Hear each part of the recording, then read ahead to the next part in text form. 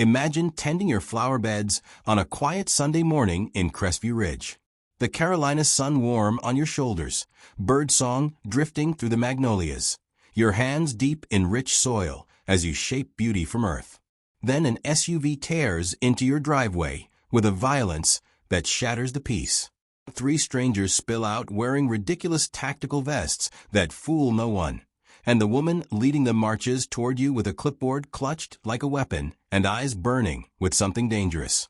Before you can ask what's happening, she announces she's the new HOA authority, claims you violated rules that didn't exist when you woke up this morning.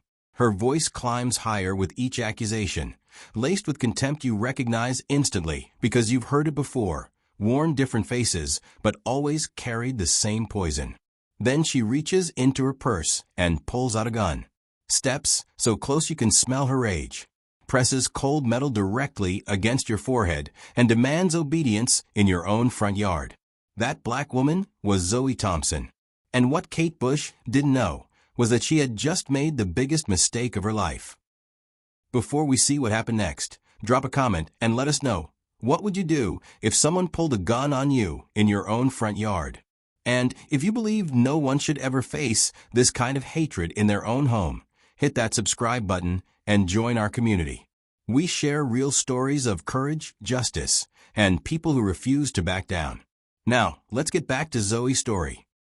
Sunday afternoons in Crestview Ridge usually carried the kind of peace that made the world feel gentle. The neighborhood hummed with that satisfied quiet that only came after a long week, when people retreated into their homes and tended their small corners of earth with grateful hands. On the front lawn of a cream-colored colonial, Zoe Thompson knelt in her garden bed, pruning roses with the focused care of someone who understood that beauty required patience. Landscape design was her profession, but gardening was her sanctuary. She hummed something low and sweet, lost in the rhythm of shears and stems, unaware that her quiet morning was seconds from erupting into chaos.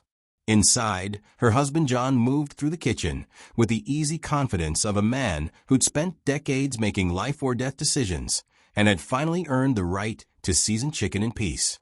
He'd retired from the police force 3 years earlier after 28 years of service, the last 12 in crisis negotiation. Days like this reminded him why walking away had been the right choice. The front door stood open, letting warm air drift through screens, while Zoe whispered encouragement to her flowers like they were old friends who needed reassurance. Then everything shifted violently. A black SUV screamed into their driveway so fast that gravel sprayed across the lawn. Zoe jerked upright, heart suddenly hammering. Before she could stand, 3 people climbed out with the aggressive swagger of people pretending to be more important than they were. 2 men wearing cheap tactical vests that looked purchased from a costume shop, all Velcro and nylon with no actual gear attached. And leading them like a general commanding phantom troops was Kate Bush. Not just any Karen. This one carried a clipboard like it granted her dominion, wore sunglasses too large for her narrow face, and moved with the self-righteous fury of someone convinced the world owed her obedience. She marched straight up to Zoe and announced in a voice designed to carry across property lines, "This neighborhood is now under the authority of the Crestview Ridge HOA, and you are in multiple violations. We expect immediate compliance." Zoe blinked, processing the absurdity. "HOA? We don't have an HOA. You can't just form one without resident consent and proper filing." Kate scoffed, waving her hand like she was dismissing an irritating insect. "We posted the new regulations this morning. Updated landscaping standards, lawn decoration limits, paint color restrictions. Your property fails every single requirement. Consider this your first and final warning." Zoe stood slowly, brushing soil from her gardening gloves. Her voice stayed level, almost gentle. "That's not how any of this works. You can't invent laws and expect people to follow them." That was the spark that ignited everything. Kate's face twisted, jaw clenching so hard tendons stood out in her neck. Without hesitation, without thought, she reached into her designer purse and pulled out a small silver pistol. Stepped so close that Zoe could see the rage shaking through her entire body. pressed the barrel directly against Zoe's forehead, metal cold and unforgiving against her skin. "Do I look like I'm joking now?" Kate hissed through clenched teeth. The world contracted to that single point of pressure. Zoe felt her pulse in her temples, felt the sun still warm on her shoulders, heard birds still singing in trees that didn't know violence had arrived. She should have been terrified. Every instinct should have screamed. But something deeper than fear settled into her bones instead, something forged through years of navigating spaces where people questioned her right to exist. She didn't flinch, didn't scream, didn't beg. She simply lifted her eyes to meet Kate's wild gaze and said, steady as her own heartbeat, "Brandishing a firearm without lawful cause is a felony. You're threatening my life over roses." Kate's nostrils flared. Her grip tightened dangerously. "People like you need to learn respect for authority." Behind her, the two fake enforcers shifted uncomfortably, clearly realizing they'd signed up for intimidation, not actual felonies. One whispered urgently, "Kate, maybe we should." "Shut up," she snapped without looking away from Zoe. "This woman needs to understand her place in this community. I'm in charge now." Zoe didn't move. Her hands remained at her sides, fingers still dusted with soil from her interrupted morning. Pointing a gun at someone on their own property isn't authority. It's assault. You're about to destroy your entire life over landscaping. Kate pressed harder, and Zoe felt the metal dig into her skin. "You don't get to lecture me." Inside the house, John heard voices rising, heard the hostile edge that his training had taught him to recognize instantly. He moved toward the door, instinct taking over before conscious thought caught up. Then he saw through the screen, saw the gun pressed against his wife's head, and everything inside him went cold and precise. He exploded through the door with the controlled urgency of someone who'd spent decades responding to exactly this kind of situation. In one fluid motion, he drew his licensed firearm from the holster he still wore even in retirement, stance perfect, weapon steady, every movement economical and devastatingly effective. His voice cut through the tension like a blade, not loud, but absolutely authoritative. "Drop the weapon. Now." Kate jerked, startled, her finger dangerously close to the trigger. John stepped forward, footwork textbook perfect, creating the angle he needed. "You have 5 seconds. If that gun moves toward my wife, I will shoot you. If you pull that trigger, you'll die before she hits the ground. If you drop it, you might survive what comes next." Kate's eyes went wide, darting between John's face and the gun pointed with unwavering precision at her head. The fake enforcers behind her backed away immediately, hands raised in surrender. One turned and sprinted down the driveway, without a word. The other followed half a second later, running like men who'd suddenly remembered they had futures worth preserving. But Kate stood frozen, trapped between delusion and reality. John's voice dropped lower, each word deliberate and final. 5. Zoe remained absolutely still, watching the woman who'd threatened her life begin to unravel. Kate's breathing came in short, panic gasps. Sweat rolled down her temples despite the mild temperature. 4. The pistol trembled in Kate's hand. Her wrist shook so badly the barrel lost contact with Zoe's forehead for a moment before pressing back. 3. Kate's face crumpled. The righteous fury drained away, leaving only terror. 2. Her nerves shattered completely. The pistol slipped from her fingers and dropped into the grass with a soft thud that sounded impossibly loud in the sudden silence. John moved instantly, kicking the weapon away across the lawn while keeping his own gun trained on Kate. "Zoe, call 911.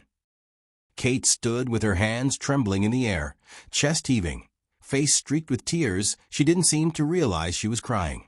For the first time since she'd stormed onto their property, she was completely silent. Zoe pulled out her phone with steady hands and dialed. "Yes, this is Zoe Thompson at 847 Maple Ridge Drive. A woman just pointed a firearm at me on my property. She's been disarmed and is still present. We need officers immediately." John kept his position, weapon never wavering, eyes never leaving Kate. He'd seen plenty of dangerous people in his career, But he'd also seen plenty of bullies who crumbled the moment someone called their bluff. Kate was the latter, shaking and small now that her prop had been taken away. "You can't call the police." Kate stammered weakly. "I'm the head of the HOA. I was enforcing regulations." "There is no HOA," John said flatly. "What you did is felony aggravated assault. Don't speak again." For once, Kate obeyed. Neighbors began emerging onto porches, drawn by the commotion. Faces appeared in windows. Phones rose to record as people spotted Kate standing in the Thompsons' yard with John holding her at gunpoint, Zoe on the phone with emergency services, and a pistol lying abandoned in the grass. Kate's knees wobbled. "This is a misunderstanding. I was just trying to maintain standards." John's voice remained absolutely level. "Keep your hands visible. Don't move."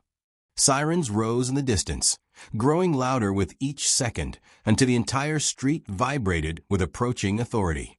2 patrol cars slid to a stop at the curb. 4 officers spilled out, hands on weapons, assessing the scene with trained eyes. John immediately adjusted his grip into a safe position, both hands clearly visible. Retired Sergeant John Thompson, weapon secure, suspect disarmed. He called out his badge number from memory, and recognition flickered across the lead officer's face. "Sergeant Thompson?"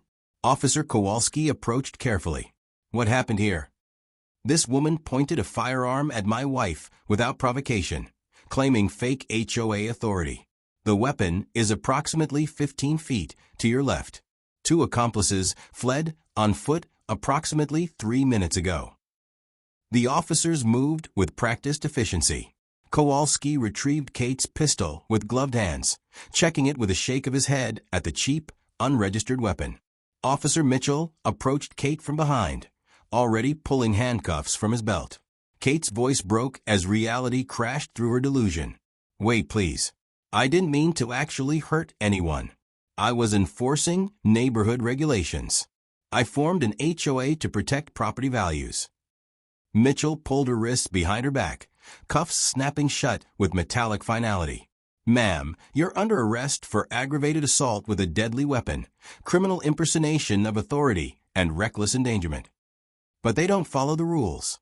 Kate's face collapsed completely. "This neighborhood needs order. I was trying to help maintain standards." Zoe stepped forward, arms crossed, her voice carrying clearly across the gathering crowd. "You pressed a gun against my forehead because you didn't like my landscaping choices.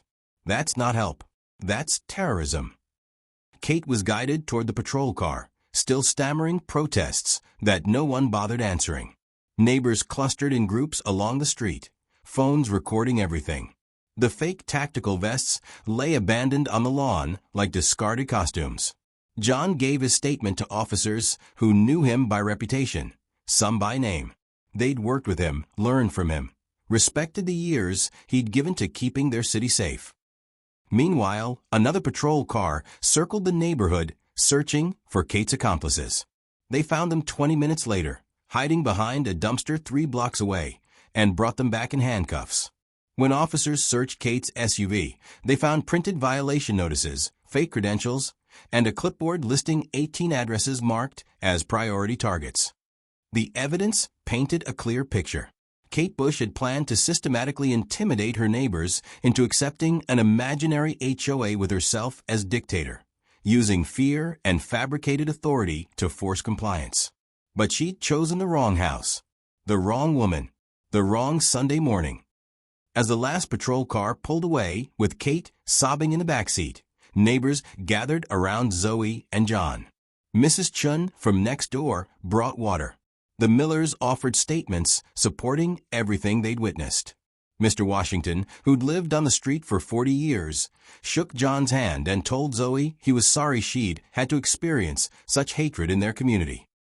The sun dipped lower, washing their yard in golden light.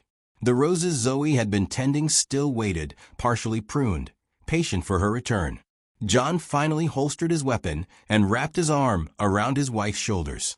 "You okay?" he asked quietly. Zoe leaned into him, allowing herself to finally feel the weight of what had happened. "I am now." They stood together on their front lawn while justice unfolded around them, while neighbors witnessed the truth, while Kate's delusions crumbled publicly into handcuffs and criminal charges.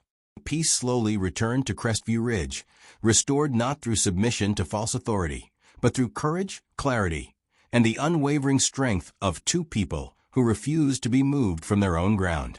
In this house, strength didn't shout or threaten. It stood firm. It protected. It endured. Together. Zoe stood her ground. John protected his family. And justice arrived exactly when it should. If you want more stories about ordinary people doing extraordinary things when faced with injustice, subscribe now and be part of our community. New stories drop every week. Hit that bell so you never miss one. Thanks for watching.